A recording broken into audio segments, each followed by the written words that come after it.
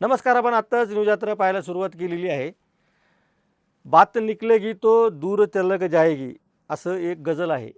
आणि खरं म्हणजे दूर तलक जाएगी, परंतु दूरवरून झालेल्या गोष्टीसुद्धा आता सर्वदूर पोचायला लागलेल्या आहेत. अर्थातच भोंदू आशक खरात याच्यासोबत झालेलं मोबाईल फोनवरील संभाषण आता समोर यायला लागलेलं आहे. आणि त्यातून पुन्हा एकदा रुपाली चाकणकर या केंद्रस्थानी येऊन ठेपलेल्या आहेत.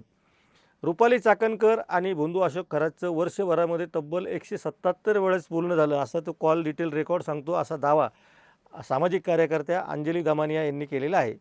या कॉल रेकॉर्डिंगमध्ये उपमुख्यमंत्री एकनाथ शिंदे यांच्यासह भारतीय जनता पक्षाचे चंद्रकांत पाटील, आशिष शेलार यांचीसुद्धा नावं आहेत.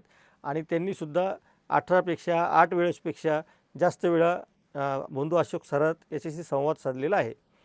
आता ज्यांची ज्यांची नावं कॉल डिटेल रेकॉर्डिंगमधून पुढे येत आहे त्या सर्वांचीच SIT मार्फत चौकशी होऊ शकते का? मग हे जे मंत्रिमंडळामध्ये मंत्री आहेत, उपमुख्यमंत्री आहेत, यांची चौकशी होणार का? असे अनेक प्रश्न या निमित्ताने निर्माण झालेले आहेत. खरं म्हणजे कॉल डिटेल रेकॉर्डिंग आल्यानंतर पुन्हा एकदा रुपाली चाकणकर यांचे जास्त कॉल असल्यामुळे त्या जरी चर्चेत असल्या तरीसुद्धा उपमुख्यमंत्री एकनाथ शिंदे यांचे 18 कॉल हे खूप महत्त्वाचे मानले जातात. आणि एकनाथ शिंदेसुद्धा दीपक केसरकरांच्यामुळे ज्या भोंदू अशोक खरातकडे गेले असं जे म्हणलं जात होतं, तर त्याच्यावर या निमित्ताने पडदा पडतो. आणि नंतरच्या काळामध्ये एकनाथ शिंदे हे सुद्धा अशोक खरातच्या संपर्कात राहिलेले आहेत आणि त्यांनी कोणकोणत्या प्रकारचे विधी केलेले आहेत अशोक खरातसोबत. आणि कार्यकर्त्यांच्या संदर्भामध्ये अशोक खरात आणि एकनाथ शिंदे यांच्या बाबतीमध्ये काय चर्चा झाली होती, अशा अनेक गोष्टी यातून पुढे आलेल्या आहेत. तीच गोष्ट चंद्रकांत पाटलांच्या बाबतीतही लागू होते, तीच आशिष शेलार यांच्या बाबतीतही लागू होते अर्थात. पण याचा सगळा फोकस जो जातो आहे तपासाचा किंवा SITच्या तपासाचा फोकस आपल्याला असं म्हणायचं नाही, कारण SITचा तपास हा वेगळ्या पद्धतीने चालला आहे आणि मीडियामध्ये येणाऱ्या बातम्या ह्या खूप वेगळ्या येत आहेत असं माझं स्पष्टपणे मत आहे. त्याच्यावर आपण वेगळा व्हिडिओ करू. पण आजचा हा कॉल डिटेल रेकॉर्डिंगचा जो विषय आहे त्यामध्ये अर्थातच रुपाली चाकणकर यांच्या कॉल डिटेल रेकॉर्डिंग ज्या अंजली दमानिया यांनी जाहीर केलेल्या आहेत त्या बघता हे फार मोठं प्रकरण त्यांच्या दोघांमध्ये शिजत होतं असं स्पष्टपणे दिसतं आहे. 177 वेळेस जर वर्षभरातील 365 दिवसापैकी 177 कॉल होणार असेल आणि त्याचं एकूण कालावधी जर फोनवर बोलण्याचा झाला तर तो 33,727 सेकंद आहे. आता त्याचं तासाचं गणित आपण करा, एका मिनटाला 60 सेकंद अशा हिशोबाने आपल्याला त्याची सगळी बेरीज करावं लागेल, ते किती तास होतात वगैरे असा फार मोठा हिशोब होईल. तो 33,727 सेकंदाचा तो भोंदू अशोक खरातचं आणि रुपाली चाकणकरांचं बोलणं झालेलं आहे. रुपाली चाकणकर यांच्यासोबतच त्यांची बहीण प्रतिभा चाकणकर यांनीसुद्धा तब्बल 236 वेळा भोंदू अशोक खरातशी संपर्क साधलेला आहे. याचा अर्थ रुपाली चाकणकर आणि त्यांच्या बहीण प्रतिभा चाकणकर या दोघीही भोंदू अशोक खरातच्या वारंवार आणि सातत्याने आणि नियमितपणे, आपण असं म्हणूया की नियमितपणे त्या संपर्कात होत्या. आता या सगळ्या संभाषणामध्ये काय काय झालेलं आहे, जे पीडित आहे त्यांच्या बाबतीमध्ये काही संभाषण झालेलं आहे का, पीडितांच्यामधली काही माहिती अशोक खरात आणि रुपाली चाकणकरांनी शेअर केलेली आहे का, हा अर्थातच SITच्या तपासाचा भाग आहे. परंतु आपण बाहेर अशा पद्धतीने जी मीडियात चर्चा चालू आहे तिला खतपाणी आपण घालत नाही आहे. मात्र हे सगळे संशयाचे जे विषय आहेत त्याच्यावर आपल्याला चर्चा करावीच लागते. दुसरा विषय येतो तो उपमुख्यमंत्री एकनाथ शिंदे यांचा. आणि मी तिसरा मुद्दा फार महत्त्वाचा याच्यावर मांडणार आहे की एकनाथ शिंदे यांचे 18 कॉल आहेत आणि 18 कॉलमधले साधारणपणे 10 कॉल हे भोंदू अशोक खरातने केलेले आहेत आणि 8 वेळेस एकनाथ शिंदेंनी भोंदू अशोक खरात याच्याशी संपर्क साधलेला आहे.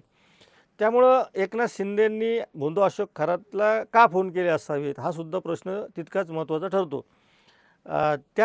या दरम्यानच्या काळामध्ये आपण मागच्या काळातही बघितलं की चंद्रकांत पाटलांचे आणि अशोक खरात याचेसुद्धा अशोक खरातचे आणि चंद्रकांत पाटलाचे सुद्धा एकांतातले फोटो आपण बघितलेले आहेत. आणि चंद्रकांत पाटलांनीसुद्धा 8 वेळापेक्षा जास्त भोंदू अशोक खरातशी संपर्क ठेवलेला आहे. आता या सगळ्यामध्ये आपल्याला शेवटचा मुद्दा जो चर्चेला करायचा आहे की या सगळ्या प्रकरणाची माहिती अंजली दमानिया या पुढे येऊन देत आहेत. आणि आपण या संदर्भामध्ये आधी केलेला पण एक व्हिडिओ नक्की आपण बघा की बॉसच्या हातामध्ये या सगळ्या प्रकरणाची तपासाची सूत्रं आहेत. त्यामुळे या सगळ्या प्रकरणामध्ये बॉस कुणाला अडकवणार आणि कुणाला सोडवणार किंवा कुणालासाठी खतरनाक ठरणार आणि कुणावर मेहरबानी करणार असा तो विषय आपण घेतला होता. त्याला आपण खूप चांगला प्रतिसाद दिला.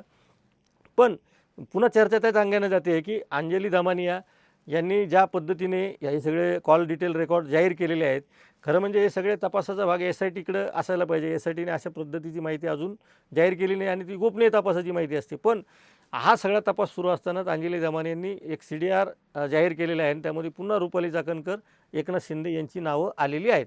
आता याच्यावरून तुम्ही लक्षात घ्या की भारतीय जनता पक्षाच्या चंद्रकांत पाटलाचं आणि आशिष शेलार यांचं नाव वगळता अजून महत्त्वाचं नाव कुठंही आलेलं नाही.